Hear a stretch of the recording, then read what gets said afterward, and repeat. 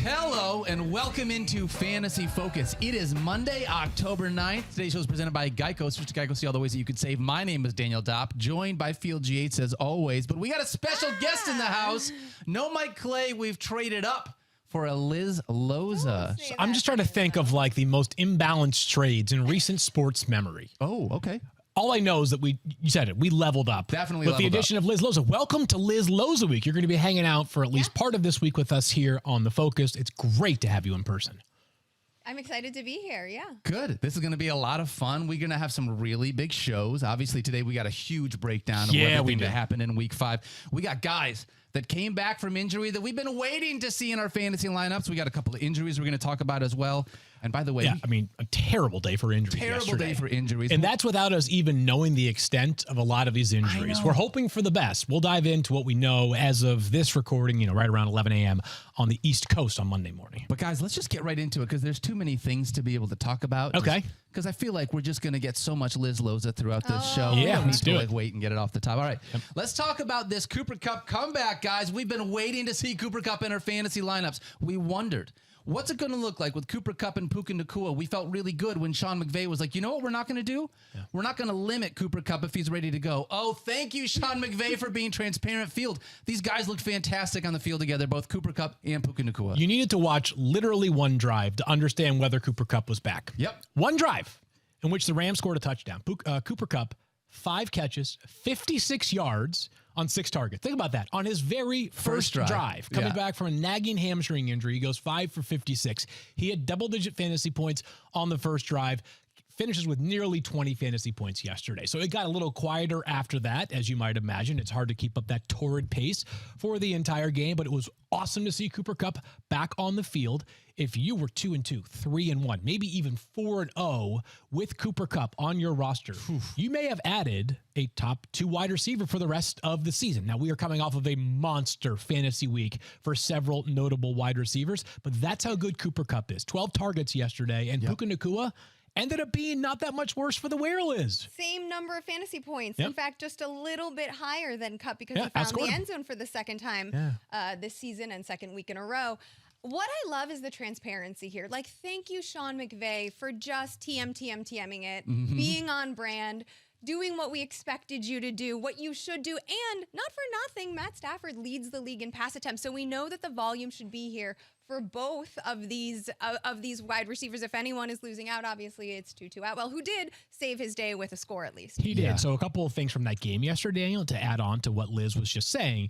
That was actually, and this might not be because this is how they want to play offense every week going forward. It might be because the Eagles do have a valiant run defense. Yes. But yesterday was the most pass heavy the Rams have been in neutral game situations. So they were throwing the football at a much higher rate on downs at which you would not necessarily predict them to throw the football than they did during the first 4 games. Liz mentioned the Tutu Atwell touchdown, but look at the targets otherwise.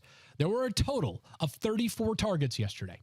23 of them went to Cooper Kupp and Puka Nacua. What we have learned is that you're just going to saturate things down to 2 players. And while we wondered whether Puka Nacua could hold his value with Cooper Kupp back on the field, maybe there is a bit of a dip, right? Because maybe those 15 or 17 target games are going to be harder to come by. It makes sense when there is a megastar like Cooper Kupp back on the field, but the idea of Puka Nacua vanishing, far from it. If he's getting anywhere close to 11 targets a game, which he got yesterday, oh my gosh, even if it's 8, you still feel good about starting Puka Nacua every single week. And there's a clear simpatico between these two, right? Longest play of the day, 39 catch for Cooper Kupp that set up the Puka Nacua touchdown. I love that there's a give and take. There's an equitable amount of volume to go around, and we love equitable amounts of volume. Yes, we do. It feels like you've got 2 top 15 wide receivers here if they're going to keep giving these volumes. And if you're a Puka Nacua manager, you are thrilled about that because that was the only question mark coming in was, is Cooper Kupp going to come in and kind of take so much volume away from Puka? It felt like that would be weird given how well he's played to start the season that he would just vanish. So I love seeing that Matthew Stafford was still able to find him here. You got 2 awesome wide receivers in this offense. I mean, those are just, the 2 of them every single week are going to be a joy to watch and a nightmare to defend going forward. But it was, most importantly, more important than nearly 20 fantasy points for Cooper Kupp, played nearly every snap, 95% of the snaps yesterday. And unless something changes after we go off the air, absolutely no mention whatsoever of the hamstring bothering him at all. He came out of the game clean. Love that. He's going to be a monster going forward. That, of course, starts in week 6. And we don't mind the matchup in week 6. Just a tease. I know you guys will have a wonderful preview show on Friday, but the Cardinals, they gave up a lot of yards to the other team's wide receiver one. Really quickly, speaking of hamstrings, Field, it was great that Cooper Kupp came back and looked good, but Justin Jefferson, unfortunately, left this game in the fourth quarter with a hamstring injury. We have not heard yet what it is going to mean for him for a long-term prognosis, waiting to see if Adam Schefter delivers any news that we can jump on, but something that we will continue to monitor as we get farther into the week, and something Stefania will make sure that we have information on heading into waivers tomorrow. Yeah, we don't know exactly what the answer is going to be in terms of how much time, if any, that Justin Jefferson misses, but if you listen to how Kevin O'Connell, their head coach, addressed the situation after the game last night, his tone at least struck me as we're bracing for some missed time. Yep. Whether that's a week, whether that's multiple weeks, whether it's a long period of time, I don't know right now. We'll talk more about this during the waiver show tomorrow, but KJ Osborne, because he is not rostered in over 50% of leagues, all of a sudden becomes a very valuable name to roster. The Bears are up next for the Vikings while they are playing better. Your Bears are, Liz. Their secondary, of course, still remains an issue, as was seen on Thursday night, with nearly 300 passing yards in the second half alone for Sam Howell. It was really great for fantasy managers being able to get Cooper Kupp back because there was basically no touch limit, right? But that's not necessarily what happened in Indy with the other superstar we got back. We were told coming into this, hey, there might be a little bit of a pitch count on Jonathan Taylor, but we were all sort of at that spot where it's like, if you're going to get Jonathan Taylor, don't you feel like you need to play Jonathan Taylor a little bit? I think the pitch count was way undersold. I think so too. Compared to what we got. There was 2 ways to look at this. And another one is, listen, there is an adage, like, you don't use the special china every day for a reason because it's expensive. You just guaranteed this man $26 million. $26 million. Maybe you want to protect that investment at a position that you have just seen be wildly volatile. And if you have Zack Moss, who is not a Matt Breida equivalent, right, who's much better at that, who has been beasting, then use your investment strategy appropriately. And I also am curious to see how much of this was affected by Anthony Richardson's early exit. Absolutely. My guess, and we'll have more on Richardson a little bit later on in the show, he has hurt, I think he's just, of his 4 games that he has started this season, he's finished 1 of them. So something to certainly discuss a little bit later on in the show. Is it bad luck? Is it a problem going forward? I thought it would be more than 10 snaps for Jonathan Taylor yesterday. I was thinking maybe more like 10 carries. He got 6 in total. So Jonathan Taylor has a nothing burger day. I really do wonder what the emotions were for the Colts. And they were obviously, they're winners yesterday. They're 3-2. They're in first place in their own division. Vibes are generally pretty high down or up there in Indianapolis. That being said, you pay Jonathan Taylor $14 million a year on the same day that Zack Moss finishes as RB2 in fantasy football, 23 carries for 165 yards and 2 touchdowns as the backup, as the eventual backup running back to Jonathan Taylor, the guy who's making pennies compared to Jonathan Taylor going forward against the best run defense in the NFL. I think people are wondering, what does this mean for Jonathan Taylor and Zack Moss going forward? You can't pay a guy $14 million a year, especially one that has been the NFL's rushing champion and been one of the best players in the entire league, and have him become part of a 2-headed attack going forward. Why? It'll be the Jonathan. Why? Why? When you have Zack Moss, who averaged 7.2 yards per carry against the Titans' run defense. Because you just paid him $42 million. Yeah, so maybe you want to make that money go someplace. Yeah, I mean, you have to, you can't pay all that money for the Lamborghini and leave it in the garage. It's not going to be, I just don't think it's going to be as immediate as everyone wants it might take some time, but I'm by week 10. Sure, if Jonathan, maybe honestly, by week 7, I wouldn't be surprised. Week 7, week 8, maybe even week 6. You just can't. That's a misallocation of resources. And the Colts, for everything that took place over the past couple of months, seem to have a ton of pride over the weekend about the fact that they got this deal done. And the cooler heads prevailed. And we got the player that's the best on our roster signed up for at least 3 more seasons. It just, to me, would be very surprising if within 2 weeks, Jonathan Taylor is not at least a 2-to-1 snap edge over Zack Moss. So that feels like a return to performance type of thing where maybe they are ramping him back up to make sure that his legs are good to go. He's not going to come in and get hurt, and then that's going to cause a problem. My big question for you here, Field, is what do you do if you're a Zack Moss manager? Keep him. Hold him. Don't move him. So here's the thing. Zack Moss was started in 15% of leagues. I'm sorry to the other 85% of you. that had him on your bench because he delivered 30 fantasy points for you. That hurts. Are you going to do anything about Zack Moss next week? Is he still going to be a flex play as we see him potentially coming back with Jonathan Taylor? I'm going to follow Shane Steichen's comments throughout the week. Because we're in bye weeks. I have Zack Moss on 4 teams. I benched him in 3 and played him in 1 because 2 of my other starting running backs were on bye this past week. So I was like, I don't really have an option. Yeah. And I felt like I rolled snake eyes there. That was great. I think going forward, do not move off of him. He's 1 injury away from being what he has been, which is, a top 20 running back going forward. And then, of course, if during the week Shane Steichen says, hey, Jonathan's getting better and better by the day, but this is still 1A and 1B for 1 more week, then yes, even though there's only 2 teams on a bye this upcoming week, the Packers and the Steelers, that's still, 2 running backs, maybe 3, depending on how you feel about the Steelers backs that are not going to be available in week 6 that are normally available for you to use. Yeah. Plus some injuries, of course, that are always going to pile up. Always going to pop up. And guys that are struggling. Yeah. Struggle bus. That's one of the things I feel like if you're just getting a guy that's getting volume, we're talking about this right now in fantasy at so many positions. If guys are getting volume, it's hard to bench him because we've had so many people just play down this year, not play up to their expectation. Moss is getting volume and efficiency. Both. This is not a Ramondre Stevenson, Miles Sanders situation. No. Yeah. That's true. Yeah, but I just have a ton of respect for Zack Moss and what he's done 100%. In the past 4 weeks. I think this is what makes sports great in a lot of ways. I love that Jonathan Taylor is getting compensated for what he is worth. I also love that Zack Moss, a guy who's been overlooked, he was traded, he was the throw-in the Nyheim Hines deal. Thrown out of Buffalo. Yeah, past 4 games, he's been excellent for the Bills, for the Colts. So hold tight on Zack Moss. Don't move him. But also, I do believe, it's hard for me to imagine when our rankings come out on Tuesday afternoon that Zack Moss is going to be a top 25 play for me. Yeah, that we'll have to see where that plays out. But like you said, can't move him. Got to keep at least holding on because of the value that he's going to have. Yes, definitely. All right, Field, we are going to make sure that we pay some bills. Yeah. But first, let's talk about a few. Actually, we're going to do that backwards. Yeah. Field, we're going to pay some bills in a second. Yes. No, we're going to pay some bills now. Right. And then we're going to come back and talk Joe Burrow. So here's the thing is that our bill is due at 11:13. Let's make sure we today, get this in on time. So we better do this right now. Geico asks, how would you love a chance to save some money on insurance? Of course you would. And when it comes to great rates on insurance, Geico can help. Like with insurance for your car, truck, motorcycle, boat, and RV. Even help with homeowners or renters coverage, plus add an easy-to-use mobile app, available 24-hour roadside assistance, and more. And Geico is an easy choice. Switch today and see all the ways you could save. It's easy. Simply go to geico.com or contact your local agent today.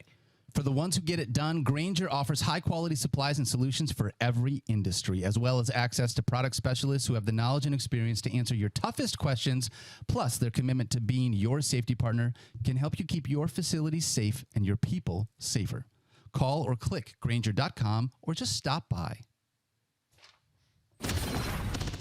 Okay. All right, back here we have on not been evicted. Focus they football. were like, listen, Liz close. is too awesome. We're not going to actually kick you guys out of the house, but just get your act together and pay your bills on time. All right, and now that's what we're doing, Field. We're trying. Liz Loza, Daniel Dopp here on Fantasy Focus. We're talking about Joe Burrow's bounce back, guys. Boom. Last week I said I'm out this week. Yeah. Against the Titans, that was it. I didn't want to see it anymore. I said I would start a different quarterback over him. Spoiler alert. Starting Jared Goff over Joe Burrow still worked this week. However, Joe Burrow is back and the confidence feels sky high. Field, watching him in the pocket, he moved with confidence. You saw him be able to scramble, have some mobility, all the things we haven't seen from Joe Burrow so far this year. So the actual reason why Liz is here today and not Mike is because we could not stand another day of Mike. But I was on Mike's side here. Okay, well, don't admit that out loud. Yeah, we don't need to hear that. We did not need Mike once again just trampling all over Daniel and my feelings after what he did to me on Thursday night with DJ Moore. We'll get back to that matchup in our Dynasty League on a later date because Mike absolutely, I've never seen something so disrespectful in my entire fantasy life. But here's the question going forward. Now, it was a great matchup. But as you said, Daniel, he had a great matchup before last week against the Titans. Yep. Yesterday looked like 2022 Joe Burrow. And I'm not just talking about from production standpoint. You mentioned the mobility, 5+ rushing attempts for Joe Burrow yesterday, like navigating the pocket, which is one of his greatest superpowers amongst many, by the way. And he really did do it with confidence. He didn't look ginger back there or nervous. Like I loved seeing that from him. And I will say this. Now, maybe I'm too much of a sucker for players like Joe Burrow who have this innate but very natural confidence about him. But after the game, when he was talking about the performance. He said, this one kind of reminds me of New Orleans last year. For those that may recall the Bengals season last year, they had this crazy overtime win over the Saints down in New Orleans, and that was the springboard to what ended up being a 12-4 regular season for Cincinnati and an eventual trip to the AFC Championship game. If that's what yesterday represented for Joe Burrow in his own mind, it gives me confidence going forward, Liz, that he could end up being back to his normal self. And yeah, Joe Burrow can be that top 8 quarterback every single week. I saw the fit he walked in with. Oh, yeah. Oh, my gosh. Did you see who picked it out? Who picked? Oh, yes. Kid Cudi. Yes. I mean, of course, Joe Burrow's like, yeah, my friend. He called him Nick by his first name. He was like, by Paul. My friend Paul picked it out for me. It's like, Kid Cudi's name is Paul? Didn't know that one. So you knew he was going off. He was going to ball that. in that quilt that was somebody on Twitter said that. Yes. He had a quilt of a hoodie on. Speaking of balling, his wide receiver, Jamaar Chase. Oh, that was impressive. That was pretty good. There's a reason why. I hear there's a 7-Eleven reference. Yes, so good. Here. How about that? So, I mean, that yesterday, you thought DJ Moore was going to steal the show amongst wide receivers yesterday, and then Jamaar Chase was like, hold my Slurpee. It sells those at 7-Eleven, right? I mean, he was unbelievable yesterday. Epic performance. Epic performance. Even without, so we knew T. Higgins, we were pretty sure T. Higgins wouldn't be there. Sure enough, wasn't. There was some talk about Tyler Boyd. I never really bought into that because I think Tyler Boyd is frankly better when he has 2 bigger wide receivers outside of him. But there was an expectation that Jamaar Chase would be fed. Indeed, he was. Absolutely went off. Highest scoring wide receiver from a fantasy perspective of the week. And so far. But also, he's Chase has been on the pace. Hey-o. Anyone else forced to go to the Paw Patrol movie opening 2 weeks ago? No, we haven't graduated that yet. No. Okay. Chase is back on the pace, but he has been for 3 weeks.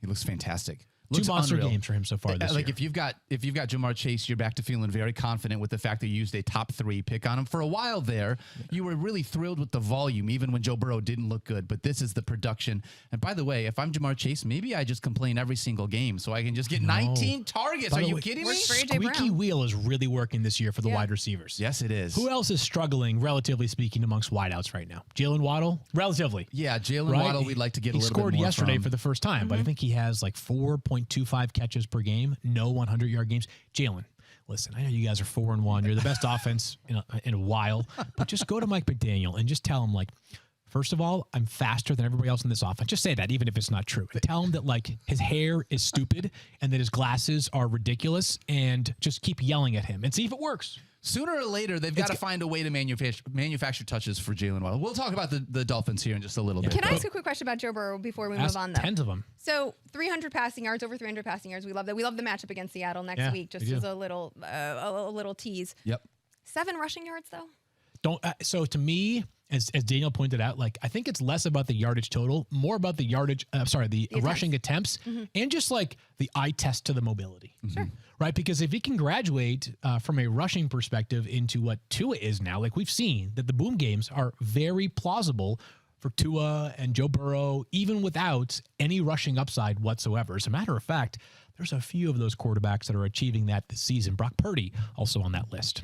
Yeah, I was also really impressed here with Joe Mixon, other than the fact that he didn't get in the end zone. He got so much run. He had so many touches in this offense. 25. He was a bounce-back candidate. 25 touches. 25 carries. 25 carries. That's incredible. What was the final yardage total of it? Let me pull this up I don't want to know, Field. That part is going to hurt. 81 plus 13. Okay. So, yeah, because he goes 25 for 81. Were you really that impressed, Daniel? I was impressed by the fact that the volume's tremendous. This was supposed to be a situation where he was going to get volume, especially if Joe Burrow was going to be limited. Even without him being limited, this was a situation where they just continued to give him the ball, and he got goal line touches. I think this is the process. If you trusted Joe Mixon, it was right. The result just didn't turn out quite the way that we had. If you had 25 carries and multiple goal line touches, I'm going to be thrilled with that from Joe Mixon almost every single week. Yeah, no, the workload was exceptional for Mixon yesterday. I mean, 29 opportunities is just ridiculous for any running back. And he wasn't the only running back that I was thrilled with getting volume, because we finally saw it from Breece Hall, guys. Yeah, baby. It was about time that we got Breece Hall unlocked, and he looked fantastic. Don't you love the chalk plays? It's so great. Why don't we just do these guys every single week? No, we should just. Hey, I got Josh Allen going off this week. Oh, you know what? I should have played Josh Allen. I got a feeling on Josh Allen. That's a good one. 22 carries, 177 rushing yards, and a touchdown, plus 3 receptions for 17 receiving yards. It all clicked when we saw that long run, and it was like, all right. Breece Hall is back. It was the long run that really had you most excited because it felt like he was due for one at some point. I think Mike actually asked for one on Fantasy Football Now yesterday morning. And Breece Hall, we know the talent is obvious, right? I mean, they've been talking him up since they drafted him last year. We saw it on the field until he got hurt last year. And Dalvin Cook's had a nice accomplished career in this league. He's done, right? I mean, like, it's very obvious which one of these two players represents anything close to upside for this offense. And it's actually not just like the output is great, but it's the mechanisms that have led to that output that are so important. 22 carries for Breece Hall. Career high. That's great. Career high. And if you think the Jets, and I have some skepticism next week because they play the Eagles, but as their schedule softens up, if you think that 20 to 25 carries is plausible in a game for Breece Hall more consistently, then you're going to have a player who winds up being a top 15 running back because those big plays for Breece Hall are just more likely than almost every other back in the NFL. I want to actually add a stat to that to contextualize that. 177 rushing yards, 145 of which were before first contact. It's unbelievable. Wow. It's something ridiculous. Wow. Right? Yeah. So when you know if you're going to get efficiency and you're going to get explosiveness, then you've got a top 6, 7, 5 back. But depends on the passing game volume for me, probably. Yeah, and you know what? Honestly, I said 15 a minute ago. There's actually been a down year for backs. Right. Like that tier from like 8 to 13 or 14 has just been bad. Yes. I mean, there are a couple guys that have been. Travis Etienne's been exceptional, but like between injuries, I mean, not but like Ramondre Stevenson, does he still exist? It doesn't feel like but it. He's just not efficient. So those like these are. So maybe maybe that number for Breece Hall is closer to maybe it is top 10. I think forward. it is moving into the top 10. I think he might be a top 5 matchup dependent play. Yeah. Especially as buys are mounting. Yep, fair, totally. Field, really quickly want to ask you on Jaleel McLaughlin. Yeah, I mean, eye test loves him, huh? He had 12 touches. Yep. Samaje Perine only had 10, but Samaje Perine outsnapped him 35-19. What does the eye test tell you when you're looking at this backfield? So one thing it tells me is that every week, no matter whether Jaleel McLaughlin and Javonte Williams are active or not, Samaje Perine has locked into his role. Like they are going to play Samaje Perine on passing downs when they need to protect Russell Wilson, when they need to dump the football off. Like that's a strong skill set he has. But Jaleel McLaughlin needs to play more, and I think what this enables the Broncos to do is Thursday night when they play the Chiefs in Kansas City, be patient with Javonte Williams because Jaleel McLaughlin brought a whole bunch more burst than any other back had brought so far this season. I will fully admit that this morning when I woke up early, I put on my sweats and my readers, snuggled into my bed, and definitely watched some Jaleel McLaughlin tape this morning. By the way, you have own sweatpants. You live in California. I'm here though. It's freezing. Yeah, it was like 45 degrees. It was a chilly morning. I do not own a jacket. I own a shacket only. That is all I brought. Yeah, I need some hand warmers. Do you guys have Big Fives out here or like a sporting goods store? Yes, we do. We have Dick's Sporting Goods. There's out at there. least one sporting goods I store. need like those REI, pocket warmers. Yeah. Yes, REI definitely. Anyway, he looked fantastic. He did. Was thrilled to start my day watching Jaleel McLaughlin tape from college. By the way, I did not know that he was the NCAA's all-time rushing leader with over 8,000. Notre Dame College. Yes, not university. Not University of Notre Dame. Yeah. So fun fact, you could probably win a bar bet. Just to your point about Vontae, though, we have seen Sean Payton use one of these explosive, shifty type receivers, a smaller guy, similar to McLaughlin, as a complement to his larger tackle breaking back. I wonder if Vontae isn't going to be unleashed in the way that everyone has been expecting since he was drafted. Yeah, I mean, this has sort of been the narrative following Vontae. Totally, yeah. And I think with the injury this year, like I think there were reasons to be a little bit more pessimistic that it could happen this season. Probably like the biggest counterpoint to Jaleel McLaughlin playing a bunch going forward, if Javonte Williams is back in the fold as soon as Thursday, is that like Marvin Mims clearly needs to be playing a whole lot more for Denver. He's not, right? Sean Payton, for better or worse right now, is locked in on the guys that he knows 100%. And he trusts. We'll see if McLaughlin's done enough to earn that trust. He certainly, in my eyes, did yesterday in a game that the Jets grinded out a W. Well done right there by the Jets going on the road for playing for Coach Hackett. All right, back here on Fantasy Focus Football, and we are making our way through our Week 5 recap. Guys, we watched Travis Etienne have a stellar day. Mind you, we were taping FF Now while this happened, so we didn't get to watch it as much as we wanted. The good thing here is that he looked fantastic. Yeah. The bad thing here is that he played against himself in fantasy football, which is the best stories ever. All-time great tweet from Travis Etienne after that fact. I mean, that's hilarious and awesome and great. I want to know if he ended up winning the matchup. I know. I want to know, does he play in a league with fellow Jaguars? Does he play with family and friends? Like, who is in this league? Is this Austin Eckler's league? Like, I want to know more about this league. And by the way, well done by the manager who took Travis Etienne, who this year is, if you had asked me what I thought the eventual future for Travis Etienne was coming out of Clemson, I would have thought to myself, all right, I don't know that he's going to be the kind of guy that consistently carries the ball 25 times in a game, but something like a role in which he's carrying it 12 times a game, but consistently sees 7 targets a game, he could totally smash it in. Yesterday, 26 carries plus 4 catches. He's a workhorse for this amazing Jaguars backfield right now, Liz, and the eyeball test loves Travis Etienne. I was not as high as I should have been, much to the chagrin of my teams, by the way, at this point. Because similarly, I was thinking back to his college tape, his Clemson tape, and I was like, well, this guy at his ceiling might be Alvin Kamara, a similar player. That would be like the comp, right? Totally. Nope. And I have to say, when I was watching, I rewatched his 35-yard touchdown run late in the fourth quarter.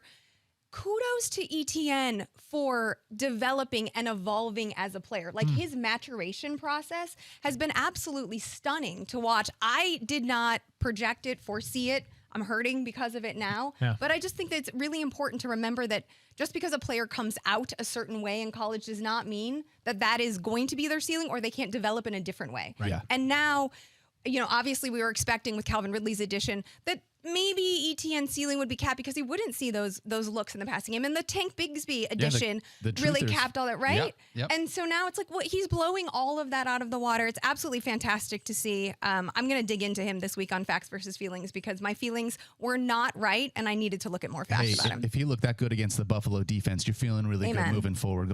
We've talked, that was like the 7th player that we've discussed as a topic so far today. 4 out of the first 7 were all started by Mike Clay against me in our Dynasty League. Jamaar Chase, plus DJ Moore last week, Travis Etienne, Puka Nacua. Honestly, I think people should all go on Twitter and tweet at Mike Clay NFL and say the valiant thing to do is trade field one of those players. At least one of them, yes. You guys can decide who you think he should trade to me, but just go remind him that if he had any decency whatsoever, he would trade one of those players to me. We play in victory scoring in that league, so you get a win if you win your matchup, plus a win if you finish in the top 6. Yep. I think I don't know. I haven't checked it recently. I might be 6th this week in score. I don't know. I might be in the top 6. I just know that I'm not winning my head-to-head because Mike is literally having the greatest week in the history of that Dynasty League. It's the highest scoring week ever. So it's the worst when Mike Clay. You're a scoundrel, Mike Clay. Yeah, he really scoundrel. is. Yeah. I'm not sure what that means, but it seemed like the appropriate usage. I don't think it is appropriate usage. I got to be honest about that. Field, I had a board bet with you on Trevor Lawrence. I have this in my notes. I really want to check in on the board bet about this player. So here's the thing. I think you deserve an honorary win today. I had him at quarterback 12. Yep. You had him at quarterback 20. We split the difference at quarterback 16, right? He is currently heading into Monday Night Football quarterback 16. Which means you can't win, but I could win. Correct. So, let's go Jimmy G and Jordan Love. I am really hoping. And here's the thing, though. This is another situation where I felt like the process actually played out in my favor. If you tell me that Trevor Lawrence against the Buffalo Bills is going to throw for 315 yards and a passing touchdown and have 7 carries for over 30 rushing yards. But get to the asterisk. The problem is he had 2 fumbles, and those -4 points is what crushed me there. Yeah. So I feel like this is a situation where I wanted to believe in him, and you saw the usage actually worked out. It was just those fumbles that hurt me. I appreciate you wanting to give it to me, but I do think better days are ahead. This made me feel a little bit better about Trevor Lawrence because he has looked kind of bad with this offense. Part of that is because both Calvin Ridley and Christian looked really good this week, Liz. Over 300 yards for the first time all season, second straight game without an interception, but was undone by the fumbles. By the way, 6 on the season, 2 in the first 2 games of 2023. Also 5 sacks. Yesterday? Yesterday. So 13 on the season. On a day for in him. which the Bills lost 2 of their probably 3 or 4 most invaluable defensive players as well. Tre'Davious White last week, and then Matt Milano and Daquan Jones yesterday. Jeez, not great. They also showed up in London on a Friday. I know, crazy. Yeah. Which that might be one that they learn from going forward. Sure. I feel terrible for all these players that got injured yesterday. Zay Jones as well left. I was really excited about Zay Jones coming back, and he left early. So and I think people should note this though. Christian Kirk's production was not simply dependent upon Zay Jones not being available for part of yesterday. I said this to, I think it was Mike before Fantasy Football Now yesterday. Like, my theory was that, like, maybe the Jaguars just didn't appreciate, maybe they overthought just how good Christian Kirk was in week 1 when he was, like, hardly playing. And they're like, oh, wait, he's freaking awesome. He was our best receiver by a mile last year.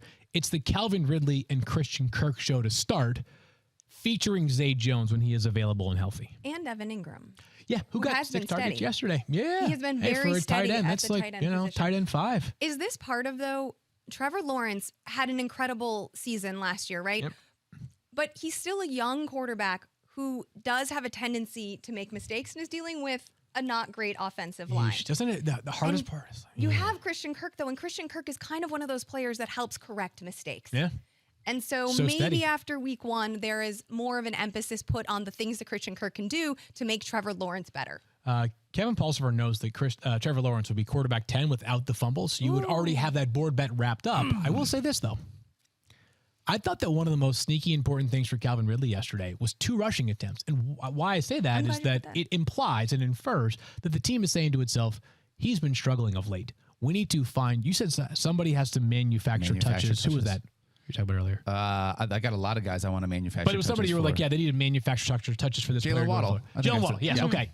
Good job by the Jaguars doing this for Calvin Ridley yesterday, and he was awesome. It felt like it was pretty much the same route all day that he was just consistently winning on. Yep. If it ain't broke, don't fix it. So his second big game of the season, Christian Kirk kind of settles back in at like a top 25-ish wide receiver role because the volume should be really good, assuming Zay Jones is out next week. The Jaguars have not only played back-to-back weeks in London, they are not taking their bye after it. The NFL gives teams the right, if you play internationally, to take the week after your international game as your bye. Teams have started to move away from that because I think that most teams would prefer their bye to be a little bit more in the middle of the season. So rather having it week 6, it's a later date for Jacksonville. So. And they're home at Jacksonville.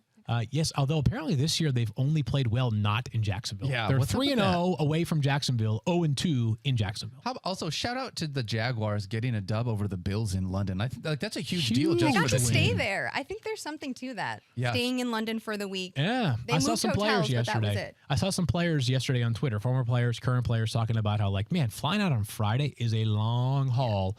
It's not just the 6 hours. It's like going to California is obviously a 6-hour flight from the East Coast, but it's a 3-hour time difference. Right. Like, it's, 6 hours ahead in London? Yep. So, like, by the time you get there Friday night, you're going to bed, your body's all jacked up. So, yeah.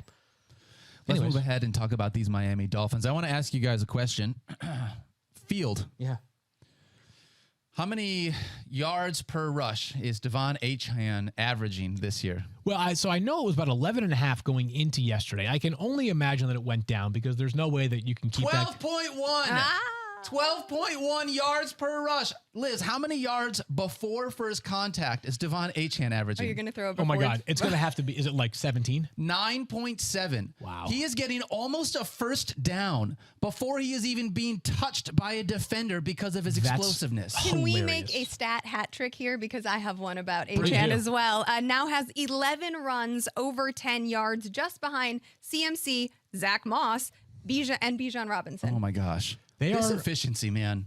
It's unreal. 4.3 speed, showing it off. Like Mike McDaniel no way has it's a type 4.3. and he is That's like it. 4.1. Yeah, I was going to say that's Like, he's definitely either that or he has like something in his cleats, like a jetpack in his cleats. It's absurd. Not only is it absurd, I don't know how defenses don't have like a slightly better approach. Like, I can understand, like, it's going to be, if you commit yourself to stopping the run, you're going to have to live with a monster Tyreek Hill day. If you commit to stopping the pass, you're going to have to live with a potential monster day. Yeah. But I don't know what the Giants, what the Broncos, what other teams have recently committed to because they haven't been able to stop either mechanism for this Miami offense. And until Jeff Wilson Jr. returns, because of the fact that the Dolphins could literally score 40 points in any game, De'Von Achane, lock it in. Don't think twice about it running back. You're starting him. By the way, that extends beyond Jeff Wilson's return. But for Raheem Mostert, who is kind of RB2 now in this offense, he still found the end zone again yesterday. He was a totally reasonable play for this Dolphins team. Like, it's ridiculous. They're not even a Madden team because, like, I don't even know that you could drop that many points in Madden as consistently as they do. I think Mostert's going to stay in RB2 fantasy range as well, because even though he is the RB2 to Achane, maybe in terms of production, there was still an equitable split between the two of them from a touch perspective. And again, I just look at week 6 because of what you're saying. Like, how can defenses compete with this? They're who they draw this week? Carolina. They have Carolina. They open as 13.5-point favorites. It's got to be one of the biggest lines so far this season. There's going to be so many opportunities for Mostert to continue getting his. So even though it is probably a little discouraging for a Mostert owner to see Achane putting up these gaudy stat lines, he's still going to have plenty of opportunities. So I want to ask you about that, because that is the one thing that makes me nervous, actually, is the fact that De'Von Achane is so efficient. He only had 12 touches in this game. 12 touches that he turned into 165 scrimmage yards. And this is the kind of thing that we've seen from him so far. He has these huge plays that he continues to break seemingly week after week. And part of me is like, this cannot continue. Sure. This efficiency cannot continue. But at the same time, I think about the rest of this offense and how defenses, and especially the defenses that are going to come up to play, have got to stop so many other guys, and Tyreek Hill and Jalen Waddle and Raheem Mostert and everything that, like, this might Chase be able to now. continue. Well, yeah, we'll try to talk that one into existence. Sorry. Yeah. But, like, is this efficiency, even if it comes down, it's not going to make a difference. He is still absolutely starterable. This is not someone that you need to panic on as far as I am concerned. I am starting him because of everything that he can do within this Dolphins offense, regardless of the efficiency. So Liz obviously writes the facts versus feelings column. I will steal an idea from Liz's column, or at least I'll steal an idea that you could write about this week. But, like, if you have De'Von Achane, even if you said to yourself, like, oh, he might only get 12 opportunities this week, how could you bench that player? How? Like, he's going to eventually have a day in which rather than 20 fantasy points, he'll have 10. And who cares? It's like he's like Steph Curry right now shooting threes. Like, you know it's coming, and yet you really can't do that much about it. And just, like, live with, like, be thrilled about the addition to your backfield. Maybe at some point, like, if at some point we go back to back games where Achane has, 10 or fewer opportunities and he has 10 or fewer fantasy points, we can have the conversation then. But for now, I don't want to have that conversation because whatever model you have, he'll break it. That's how good he's been right now. You said something so important just about fantasy in general, which is live with it. So the question you have to ask yourself when you're setting your lineup, right? Yeah. What can you live with? Do you want to live with Achane only touching the ball 12 times for 100+ yards? Yep. If you can live with that, bro, go for it. Yeah. I can't.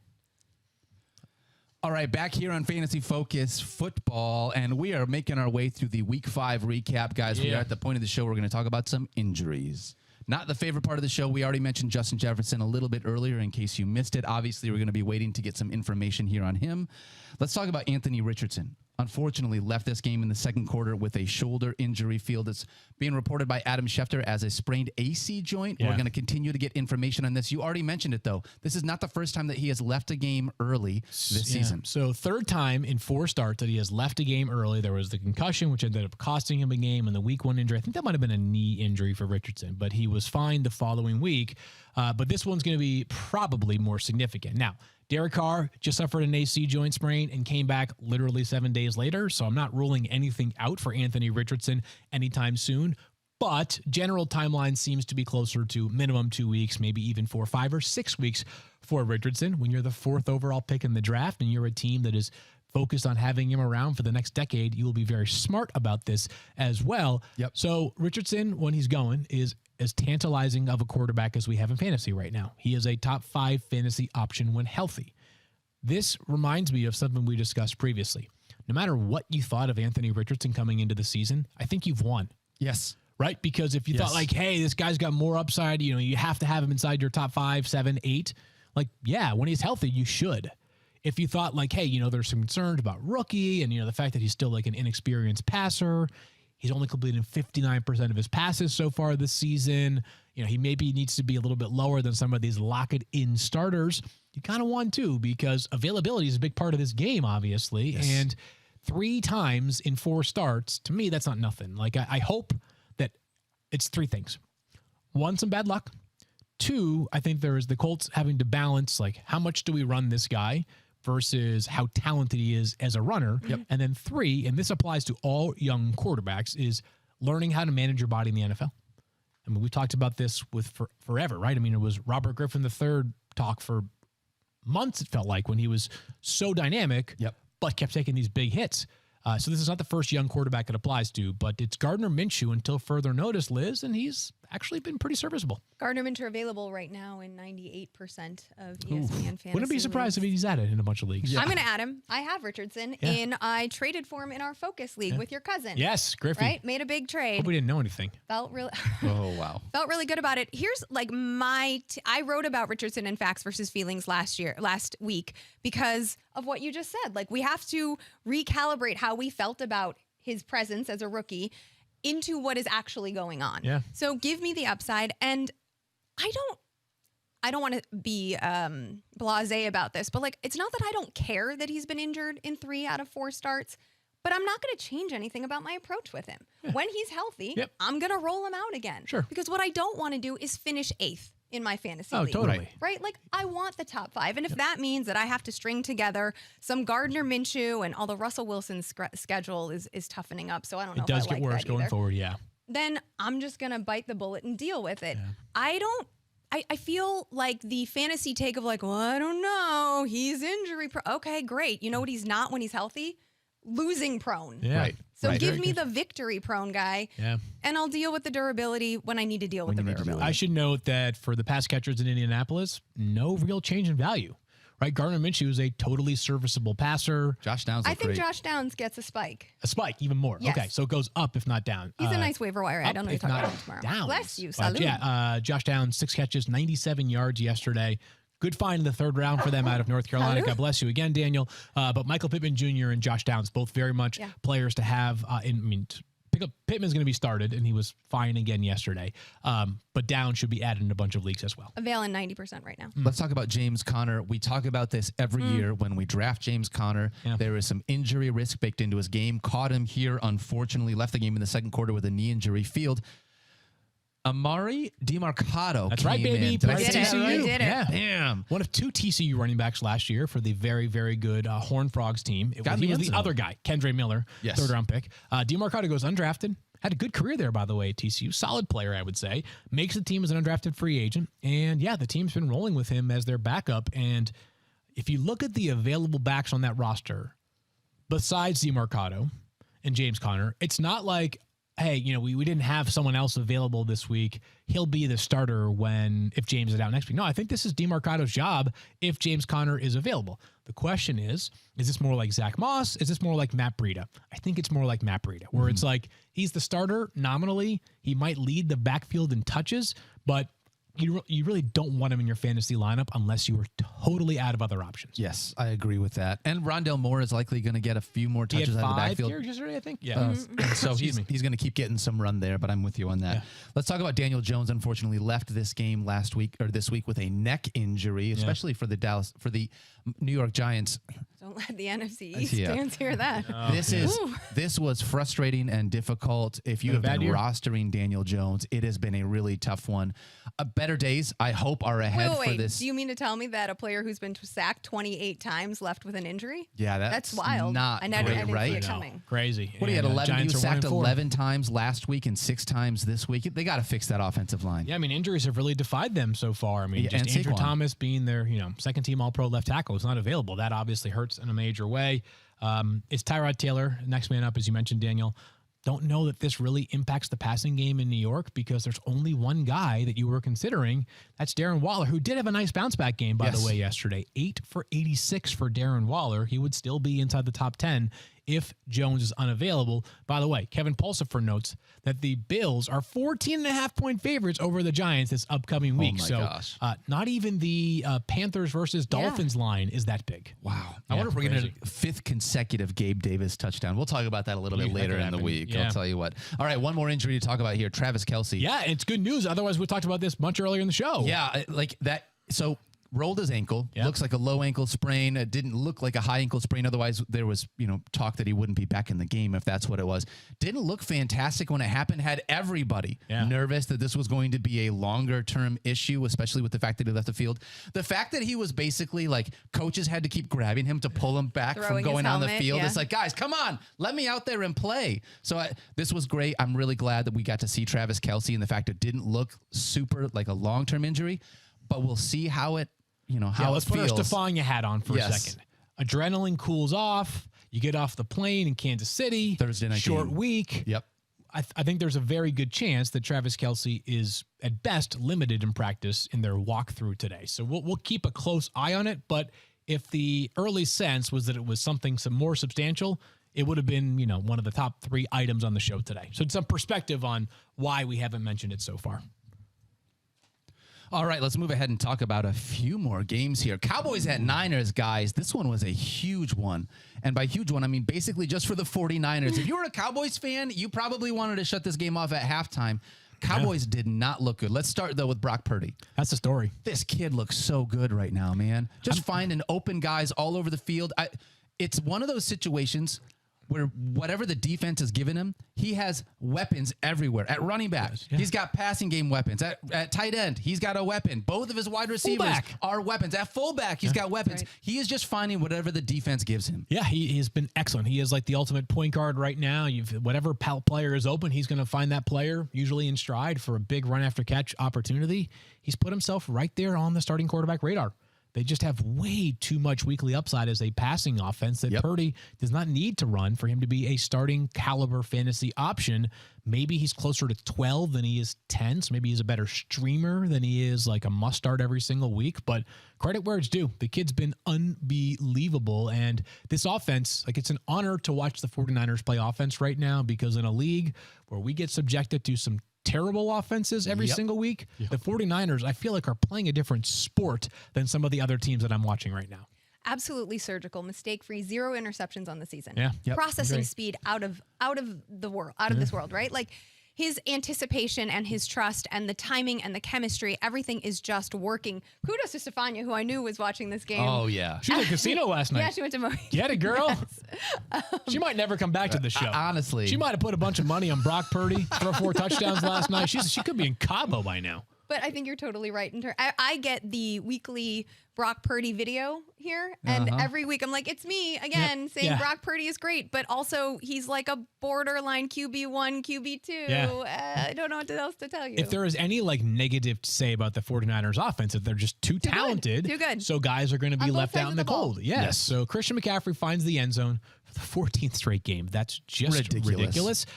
But someone else is going to be left out, not quite as busy. Deebo Samuel, 3 for 55 plus 5 carries for 30 yards. So, fine. 11.5 fantasy points. Yep. Brandon Ayuk, just 9.8 fantasy points. But George Kittle had his, every 5 games game where he catches 3 touchdowns. Field, when we get the question, am I still starting George Kittle this week? This is why you start George Kittle every single week. Right. You knew this up and down nature to his game. If you want to try and get cute and figure out which games he's going to have you're going to lose every time. This is why you just leave him in your starting lineup at the tight end position. And kudos to you, Dopp. I watched your Squirrel Report episode. Did we call it an episode? We call it an episode. Yeah. I watched Squirrel Report last week, and you made this point on the show about how that you're going to start one of them, and maybe it won't be Deebo's turn this week, or maybe it won't be Ayuk's turn this week, but you're starting Kittle as well. Absolutely. Because the upside available is too good to skip out on. Yeah, honestly, I'm not speaking from current personal experience, but when you date someone crazy, when you're like, I'm going to enter a relationship with someone that's crazy, you don't get to choose. You don't get just the logical days, right? You get it all. I'm not calling George Kittle crazy. I'm saying that sometimes his fantasy production drives you crazy. Can't quit that person. Right, you can't do it. No. You have to sign up for every day. George Kittle. So George Kittle, he's going to have some clunkers, but 3 for 67 with 3 touchdowns last night. Oh, man. That is efficiency right there. I have so much color in my cheeks right now because you made dating crazy reference. Yeah. I feel like I was the crazy offense. So I Were you? Yeah. Oh, wow. You can talk about it on the show. We have 12 minutes left. Why not? I don't know. Big guy's holding on tight. Let's just say that much. Yeah, great husband, great kids. Yeah, sure. You guys are doing awesome. Still crazy. Cowboys offense stunk last night. My general take crazy bad. is Jesus, if you're playing the 49ers, Better bring boy. it. Hopefully you're the Arizona Cardinals. I mean, Puka Nacua and yes, like we have seen some offenses get the job done, but good Lord. Yeah. Like that is no matter how good the offense is, there is a much different fear starting a player against the 49ers. Even if they've had like the Rams move the ball effectively and the Cardinals move the ball effectively against them. But it does make you super nervous. The Cowboys were a mess yesterday. They've been a mess in, 2 of their past 3 games with a Patriots thumping sandwich in between. But yeah, just a bad day at the office for them. They haven't really had to play offense a whole lot. I mean, There they've been having these games where like their defense just dominates. They haven't had to be out there doing the stuff that we expect. CeeDee Lamb and Tony Pollard have been fine. I'm going to pull up Dak Prescott's his points this season. Let me see if I can figure points this out. this season for Dak by Prescott. game. Let's figure this out. Okay. 1 second here. Because I feel like bear with me. so far this is not something that I'm super excited about because Dak Prescott's points by game, I would think he's outside the top 15, on a weekly basis. 6.32. Okay. 19.6. Okay. All right. 14.36. That's not 14.34. 4.32. So he's had 2 games with single-digit fantasy points and 2 more games under 15 fantasy points. Well, that's because Mike McCarthy. Nobody establishes harder than Mike McCarthy. Yeah. But it's nothing's. What's he establishing? Right. Defense? Well, I don't know. The demons, to reference Damian Woody, were not exercised by Dak Prescott in this game. He walked into this game with just 1 interception, right? And there was a lot of talk about how the offense was being shifted to keep Dak more mistake-free, to move the interceptions away from what they were last year.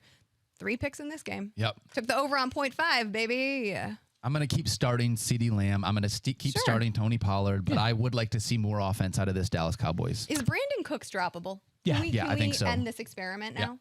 Yeah. Nothing that they've done has made you feel like he is a focal point of the offense. If they can barely sustain an elite receiver and CeeDee Lamb right now, maybe like Jake Ferguson too. Yeah, I mean, Ferguson is usable. Totally. Yeah. Ferguson amongst tight ends, like got to be one of the 9 or 10 most trustworthy right now in all of fantasy. We have 10 minutes left, Daniel. If you want to brag about your Lions for the rest of the show, you can. Guys, holy smoke. Team is excellent. 4-1 Detroit about Lions. This. Yeah. I have been a fan of a Lions team that has been so bad my entire life. Yeah. That watching them be 4-1 and the way that they've done it through the trenches, their offensive line and running the ball, their defensive line and getting after quarterbacks.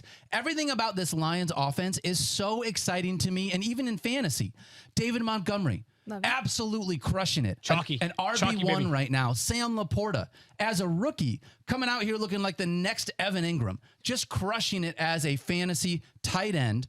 Like, I don't even know what else to say about this offense. We did it without Amon-Ra St. Brown. We didn't even need him, and we scored 42 points. Here's a sign of a good team. A good team takes care of business in a notable way when they should absolutely beat the opposing team. I don't care if you didn't have Amon-Ra St. Brown yesterday. I don't care if you didn't have Brian Branch, Jameer Gibbs. You doesn't guys matter. are going to win that. You should win that game, and you did. You did so handily. Jared Goff was excellent and efficient once again yesterday. And David Montgomery has established himself as a top 10 running back in fantasy. And real joke, real talk, no joke. Sam Laporta, with how bad the tight end position has been a godsend for you at that position if you grabbed him off the waivers. Yeah. Incredible for you, someone that you can start Top week in and week out and not have to worry about it. Can we talk about one of the best draft values? Please. Adam Old Man Thielen. Oh, my gosh. Okay. Are you kidding me right now? What's going on? He just keeps producing. I swear. And I was sitting with someone yesterday who just, like, we kept thinking that, like, every time I looked up, it was like, oh, Adam Thielen catch. 11 for 107 and a touchdown yesterday for Thielen. He's been remarkable this season. Now, they have nobody else to throw the football to. Yeah. So Old Man Thielen's going to keep this going, Liz. Mm-hmm. I feel bad calling him old. I feel like Mike Clay when I'm calling him old man. I think Adam is younger than I am. He is. And I feel like a spring chicken. No, not so much after taking care of my daughter by myself this weekend. How's that 202, baby? Not so much, especially with mom away for the weekend. Not ideal. Yeah. But yeah, Adam Thielen crushing it, getting the job done. Totally legitimate top 25 wide receiver option with the volume. Even if the big plays are not consistent, who cares? The volume's absurd. Regular and it doesn't matter who the double-digit quarterback targets. is. Whether it's Breece Young or Andy Dalton, it doesn't make a difference. Just don't watch it, though. No, you don't need to watch it. I know he's been bad, but Bryce is his first name, right? Did I say Breece? Breece, yeah. Oh, that's my bad. It's Bryce. It's okay. Yeah, Bryce Young, who there's a lot of book left to be written on Bryce Young. Do not dunk on like pre-draft opinions right now. Like, give it some time here. Can we talk about the Eagles real quick? Yeah. I think this game against the Rams was won yesterday at the end of the first half. Eagles drive the ball down very fast, like 30 seconds to the 1 yard line. Kick the field goal. They have a chance. Kick the field goal. I think it would have made it maybe like a 14-13 game or something. Or take your shot, one play, understanding that if you get stuffed, no score, you're going to halftime, down 4 points. They go for it. Tush push. Jalen Hurts goes in for the end zone. That to me felt like when this game was won. The Eagles were so damn impressive yesterday, and monster day for Jalen Hurts, 27.32 fantasy points. Not Dallas just Jalen Goedert Hurts. exists. Yes, we talked about this on Fantasy Football Now. Hey, can we use Dallas Goedert again finally? Yeah. He looked fantastic here this week. Devonta Smith, though, left out in the cold as a result. So we might have a little, this is, again, not an apples-to-apples comp, a little San Francisco East situation. I think it's a little Jalen Waddle-y where I just want to speak more volume into Miami existence. North. Yes. I'll take Miami North. Better That's comp, fine with that. Yeah. But yeah, I mean, this is exactly why, if you've been riding the Dallas, he has not been this previously in his career. But given how good he is in the offense he is in that same boat as George Kittle where you just got to play him. Yep. You just got to do it. A.J. Brown continues to be an absolute monster. Are you guys worried about Devontae Smith yet? I asked Mike last week, and he was like, no, I'm good. I'm definitely trying to trade for him. I think I like him as a sell low. Okay. Or a sell buy low. Buy low. Okay. Yes. If I can go out and grab him, because I think that he is going to be utilized way more within this offense as they continue to do so. Like, these Eagles are a great offensive team still. And similarly to Waddle, I think that's a great comp. Much better than the one I made, frankly. Drafted at peak value. Yeah. Right? Exactly Waddle right. drafted at peak value. Smith drafted at peak value. All right, let's talk about one more thing here before we get to our Monday Night Football preview. The Atlanta Falcons, guys. Can we use Kyle Pitts again? Oh, he's pulling me back in just when I thought I was out. He pulled me back in, guys. Career high, 11 targets for Kyle Pitts yesterday. It was great to see that. He actually, him and Jonnu Smith both were very heavily targeted, but this was good. Hopefully it's a sign of things to come. My hat really goes to Desmond Ridder. Yeah. He looks great. Played his tail off yesterday. Massive performance on that final drive to lead them to that game-winning field goal over the Texans. And as Ridder goes, so goes the opportunity for these pass catchers to matter. Because I asked this recently. I think it was last week. How many times have will Bijan and Kyle Pitts and Drake London all be, I think I said top 10 for Bijan and Kyle Pitts and top 20 for Drake London? London might miss out by a little bit, but still 6 catches for 78 yards for London yesterday. Totally fine. And on a day that Bijan was out-carried by Tyler Algier, he still manages to find the end zone on a ridiculous behind-the-catch grab. Again, that was incredible. The talent here is impossible to sit. It is at your peril a little bit, but I would like to believe that this is a harbinger of good things to come as well. So I feel like there are athletes who cross this this really cool, they're Rubicon, not lexicon. That would be weird. Rubicon, where it's they just do stuff that's cooler than every other player. This year, Ellie De La Cruz for the Reds was doing stuff left and right that you were just dang. Remember Jason Williams, the NBA point guard, white chocolate? Oh yeah, was always doing cool stuff. I don't think he was a great NBA player. I loved him, but it was I had to watch him. Right? Bijan Robinson is a great NFL player, and he does cool stuff every single week. Go check the Atlanta Falcons Twitter for this unbelievable view of this ridiculous one-handed behind-the-back catch from Bijan yesterday. He makes it so effortless. Love watching you, Bijan. Another big day. Well, big enough day. I mean, you'll take it. You'll take it. Whatever. Nearly 12 fantasy points for Bijan. It wasn't terrible. Happy about the Atlanta Falcons. Big win for them to improve to 3-2. Jonnu Smith, though, the name you need to be counting on right now. He is a usable tight end. He is getting a ton of targets. Arthur Smith loves this guy. Crazy enough to say, when we can barely start Kyle Pitts, Jonnu Smith deserves to be started. I did not drop Kyle Pitts in any of the leagues, even though I was very frustrated with him, just in case he does turn this around. You just wanted to give him. You just put him in timeout. Yeah, that's all right. There's nothing wrong with that. We'll just make sure that he's still there in case things do turn around. Sure. All right, back here on Fantasy Focus, closing this up with a Monday Night Football preview. Guys, we got the Green Bay Packers and the Las Vegas Raiders. We got a couple of guys that we are monitoring for injuries. Field Yates, Aaron Jones, still waiting to see if we're going to see him. Christian Watson, we should see him this week. Excited about that. And then Devontae Adams, we want to make sure that he's going to be out there as well. I would expect all three to play. Watson's a complete non-consideration. He's off the injured report. He's going to play. Adams has been talking like a player throughout the week. He was talking about how, I don't know if the Jair Alexander shadow will happen to me because I move around a lot. He talked to the media. Paul Gutierrez, our Raiders reporter for ESPN, has sort of suggested he's going to give it a go tonight. Hopefully, I'm sure he'll be very fired up about the opportunity to face off against his former team. Key storylines for me today, Liz, you can chime in and see if you either agree or have more to add, would be on the Raiders side. Can the Josh Jacobs train continue? He's been much better recently, tons of volume. The rushing efficiency has not hit peak value, but at least is trending in the right direction. And then for the Packers, it's if Aaron Jones does play tonight, is it early season Aaron Jones, or is what we got last week, which was Aaron Jones on a snap count plus a quick hook and 2.4 fantasy points again? I hope it's not.